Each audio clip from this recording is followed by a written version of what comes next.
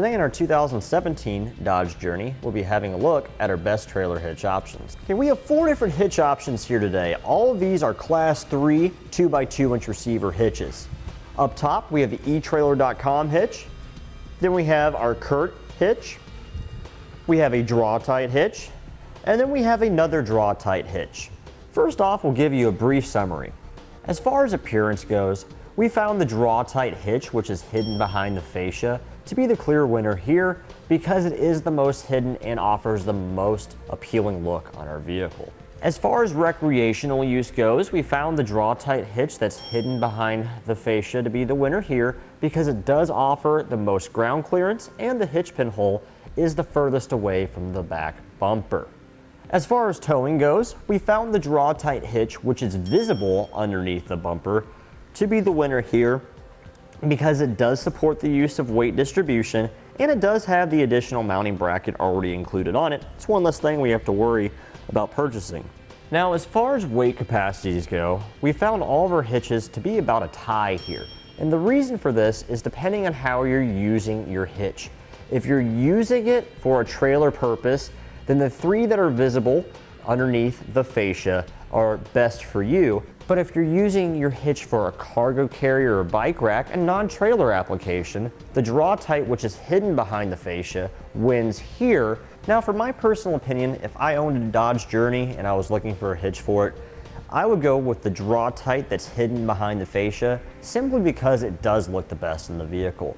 You won't be able to see anything, and also it's going to offer me the most ground clearance. So if I wanted to use it for a bike rack or a cargo carrier, I don't have to worry so much about my accessory dragging on the ground as I go up a steep incline pulling into a driveway.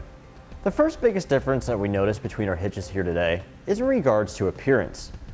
Our Draw-Tite hitch here on the bottom, this is going to be the most hidden and least visible hitch on your Journey. The only thing that you're going to see on this hitch is going to be the actual receiver opening itself.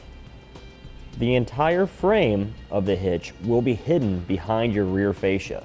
Whereas on the opposite end of the spectrum, this Draw-Tite hitch here is the most visible of our hitches. The entire frame of the hitch will be visible underneath your Journey. Now, in the middle of the hitches here, as far as visibility goes, our CURT and our etrailer hitch, they're both identical in how they look. Whereas about this much of the hitch frame and the receiver section will be visible. The only true difference between these hitches right here is the difference of the powder coat finish. The etrailer hitch here has a carbide powder coat finish that's matte black. It's very scratch resistant, very corrosion resistant as well. Gives a really nice look. So with all of our hitches besides the one Draw-Tite, which is hidden behind the fascia, you're going to have plenty of clearance around the receiver by your fascia, which makes these hitches great to use with bike racks and cargo carriers. The next biggest difference that we found is in regards to recreational use with our hitch. Now, while all 3 of these hitches here on the top have plenty of clearance around the fascia opening to help reduce any interference that we might have with using a bike rack or a cargo carrier, the Draw-Tite on the bottom, the one that's hidden behind your rear fascia, this one offers the most amount of ground clearance underneath the receiver, and our hitch pin here on the side is also the one that's going to be furthest back on the vehicle. This is going to allow us to have more clearance between our bike rack and cargo carrier when it's in the folded up position, when we don't have anything on it against the hatch of our vehicle. We'll have more room between the cradles of the bike rack or the cargo carrier itself, making contact with a rear fascia. So ultimately, this gives you it further away from your vehicle, so you have more clearance and it's easier to use.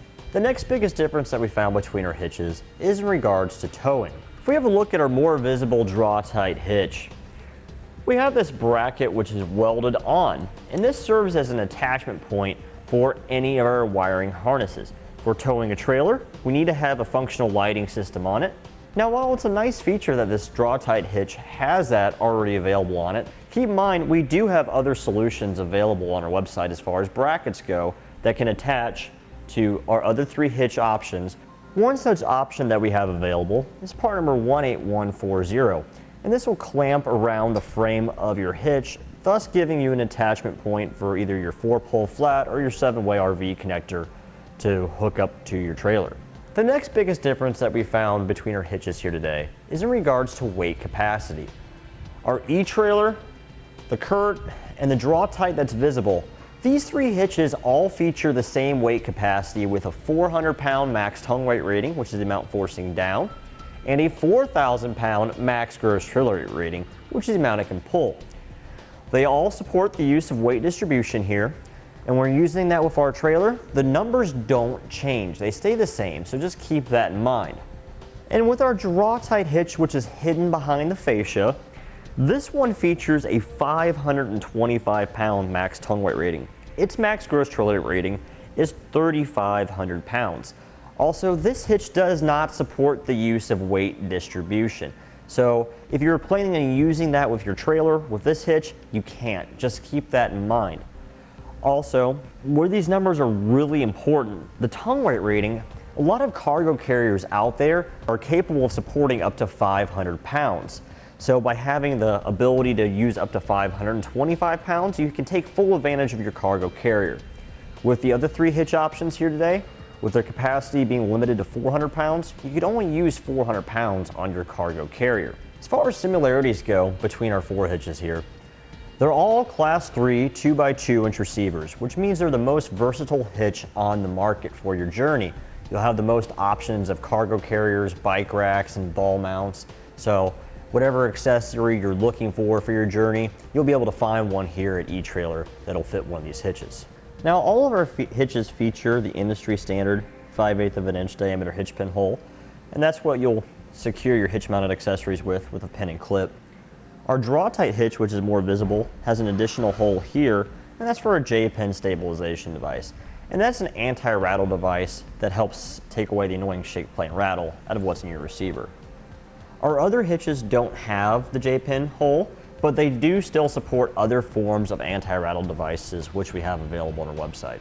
All of our hitches are going to have safety chain loops in about the same location, and all of them will easily accept a large diameter safety chain hook like this one without any problems. All of our hitches are going to install fairly easily with no major modification to the vehicle at all. The only one that requires a little bit of modification is the Draw-Tite that's hidden behind the fascia. We'll have to do a little bit of trimming on the fascia in order to get this to fit, and we do have to remove the fascia to install this one. And that completes our look at the best trailer hitch options for the Dodge Journey. We hope you find this video helpful and informative in your hitch purchasing decision.